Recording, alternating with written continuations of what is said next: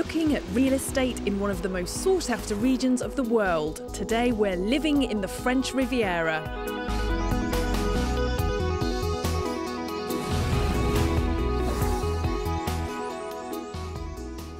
For over 100 years, the French Riviera has been associated with wealth, glamour and fame, and it still is.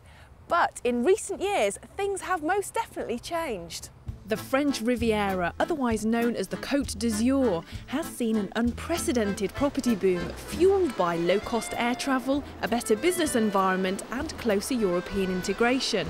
In this programme, we're going to show you some of the best areas of the Riviera to live in, the ins and outs of the French buying process, and some great properties to suit all types of budget. Because the French Riviera has become so accessible in all senses of the word, the great thing about it is that you no longer have to be a millionaire to live its lavish lifestyle. The Riviera used to be confined to a 50-mile stretch of coastline from Cannes to the Italian border. But the name now tends to describe a far greater area, anywhere from Saint-Tropez in the south to inland towns like Grasse. The type of property that you find here on the Côte d'Azur varies hugely, from the one-bedroom apartment in Nice, which can be a fabulous place to spend weekends, to the palace in Saint-Tropez or on one of the caps.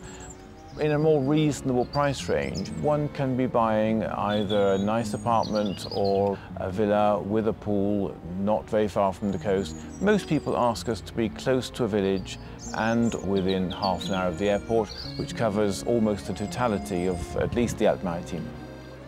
Property prices on the Riviera are comparable with the UK, so finding a bargain can be difficult but not impossible. However, the actual buying process is fairly straightforward. Once you've found the house you like, you can actually make a written offer. That is the best way to start. It's non-binding on the purchaser, but fairly binding on the vendor for a limited amount of time. That enables the agent during those few days or that short week to prepare a compromis de vente, which is a preliminary sales and purchase agreement. The notary then gets involved. The agent will send him a copy of the compromis, and he will then begin doing his research and prepare the draft of the title deed, whereby he himself and his organisation can actually guarantee that purchase. Most good estate agents on the Riviera speak English. There are also plenty of websites giving information about the French buying process. Don't be shy to ask for an English translation when it comes to legal documentation. There are times where you want to be absolutely certain that you've understood the document that has been sent to you. Buying a home, selling a home. Get these things wrong and they can cost you huge amounts of money. They can cause great misery. So having the safety net of English and having a brain's trust of people with whom you can communicate, I think it's actually very, very important. If you understand the French buying process before you start looking, you'll move more confidently into one of the most diverse property markets in Europe. The epicentre of the Riviera's property boom is here in Nice, the capital of the Côte d'Azur, and also France's 5th largest town. Now, Nice has Italian origins and also has been attracting visitors for well over 100 years. Nice is where 18th century aristocrats built their mansions, and artists like Matisse were drawn by the famous Côte d'Azur light. Whilst the retired, the famous and the wealthy are still around, it's the younger generation of newcomers who are contributing most to the city's vibrant lifestyle. I think Nice is a great place to be living. I think it's got real quality of life.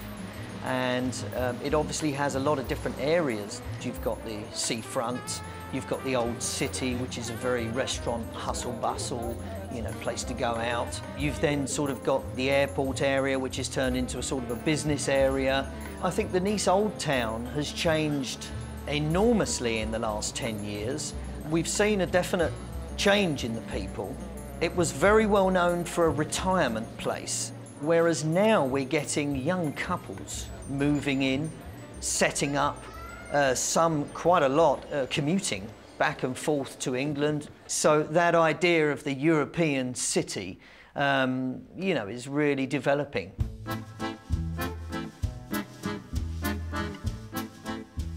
The Old Town is one of the most desirable areas of Nice.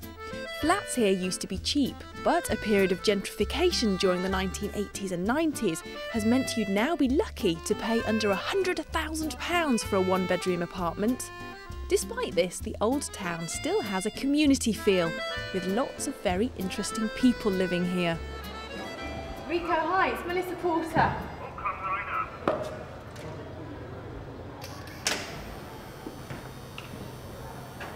Rico, this place rocks! I'm so glad you like it. It's absolutely amazing. Are they all your creations? Every single thing here.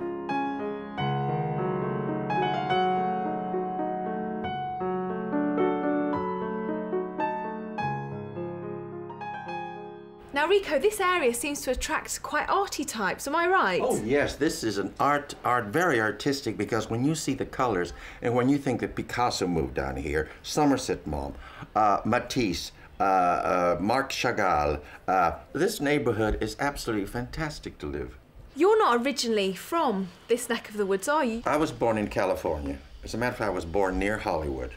And then I did all my studies there, and then during the war, when I was 18 years old, I was drafted and I came to Europe, landed in Normandy, liberated Paris, and did all the war, all the way till we met the Russians at the Elbe.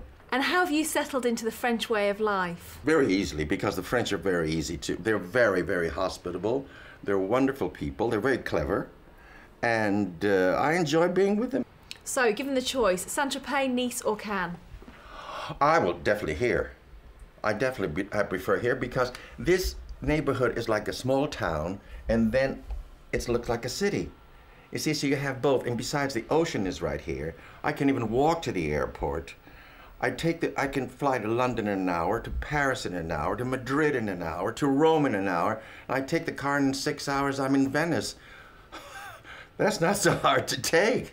You apparently are 80 years young. Yes. Do you think the French lifestyle has helped you look so fantastic? Well, I think it has something to do with it. As a matter of fact, it is well known that when you live here in the south of France, you add 10 years to your life. It's a slower pace, and it's healthy. All the vegetables, all the food is wonderful. The air, there's no pollution. It's very healthy. I don't like the word being old. I think being aged is better. Like wine, you know.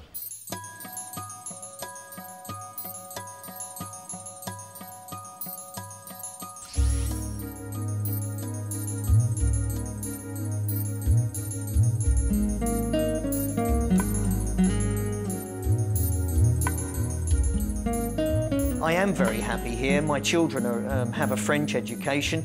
They speak English and French. I feel that the quality of life here is something exceptional, and that is pretty much linked to weather.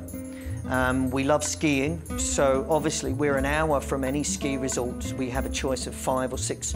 I find that really, really nice. We holiday in England, but I always love to come home.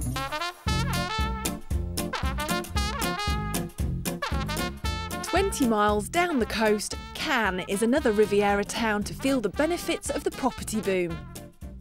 Cannes is not just famous for the film festival, but an increasing number of other conferences and festivals throughout the whole year. This has led to a growth in the number of buy-to-let investors, people who rent out their homes and apartments for even parties during the peak season.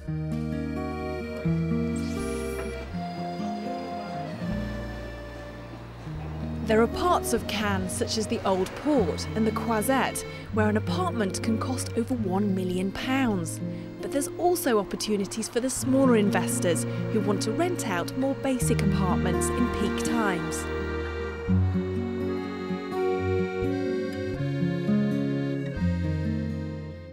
We're sat in an absolutely stunning apartment right in the heart of Cannes. Tell me, how much would one have to pay for this particular apartment? This flat's probably worth about 1.2 million euros, possibly a little bit more. So what about the person with £150,000 in their pocket to spend? What would they get? There are some new builds which are coming up at the moment, as well as resales. A lot of money can be made if the property is bought wisely. And for instance, on a small one-bedroom apartment, it's quite usual to charge €1,000 a week in full season for that. So somebody who's paid onwards from 150, 160 to €200,000, that's the sort of revenue you would expect from such an apartment. Cannes is unique in the fact that there are 26 weeks of the year where there's some sort of conference, the film festival, the Grand Prix. If it's in the winter and it's pouring with rain, which does happen even in Cannes, then you won't be perhaps getting as much money as you would do for the film festival, where €15,000 a week would be roughly the sort of price you'd pay for a three-bed apartment, something like this for the film festival. In the summer season, which is June, July and August, then it'll go down to roughly €5,000–6,000 per week.